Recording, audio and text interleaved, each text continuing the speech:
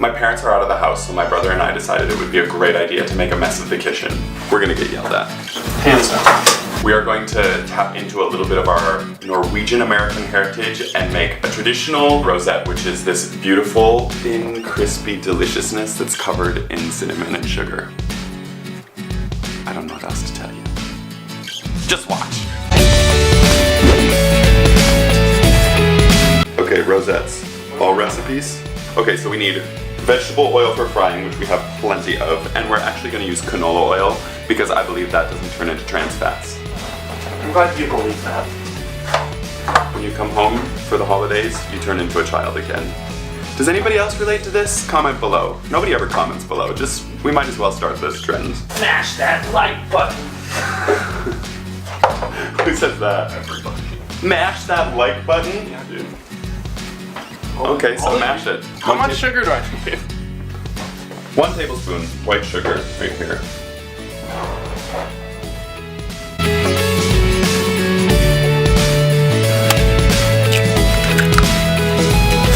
Okay, so we need 1 cup of sugar. What is this called? That is flour. Lazy Susan. Lazy Susan, but hardworking Anthony. Look at this old-timey thing that I bought. This is how I learned in home ec to measure a cup properly. So I just stirred the flour and fluffed it a bit. Who did you have for home ec? Some lady that made me always mix clockwise. Okay, now. What'd you put on your pillow in home ec? A dolphin. A dolphin, of course you did. I love dolphins. Someday I'll have to tell you about the maverick that I was in 5th grade and I started a dolphin nonprofit quasi-pyramid scheme. Do you remember when we cleaned last year and you're like, I feel like Mom has all these tiny little balls of yarn hidden all over the house in case she has a honey I shrunk the kids scenario so she can still knit if she gets shrunk. I do remember that. You guys want to see my mom's, what she had for her advent calendar? This was an advent calendar. Tons of tiny little balls of yarn. Just so that you can get a reference for scale. That's my finger. More tiny balls of yarn. More tiny balls of yarn. Hidden behind the wine corks.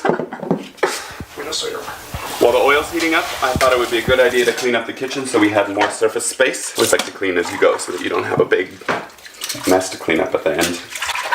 This is how you clean a whisk too, by the way. You just whisk the soapy water. Clean.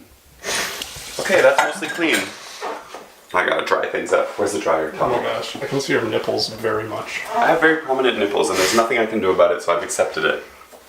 That's gonna be the name of this video. Prominent nipples. A road to acceptance. Wear thicker shirts. Do you know how thick this shirt is? This is a t-shirt. You have diamond nipples. Where are we at? Okay, we're at 280. Hey Siri, what's the smoking point of canola oil? Here's what I found on the web for what's the smoking point of canola oil. Thank you. Smoking point's 400 degrees and we've got to keep it at 375, so we've got 25 degrees window. 80 degrees to go.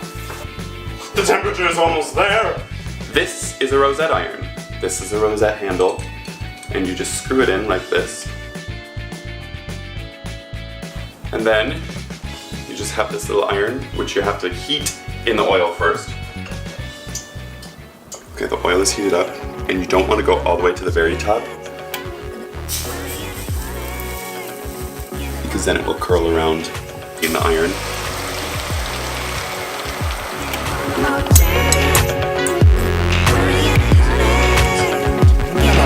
Pretty sweet, huh?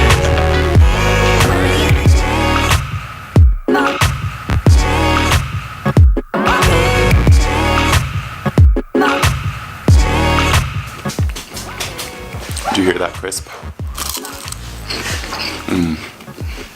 If you like that video, mash that like button. And if you want to join me every Tuesday, go ahead and subscribe. And as always, don't forget to comment.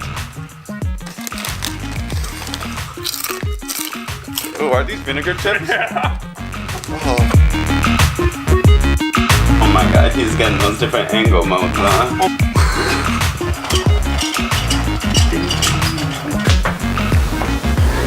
Sometimes, when I'm out of alcohol, I just drink vanilla extract.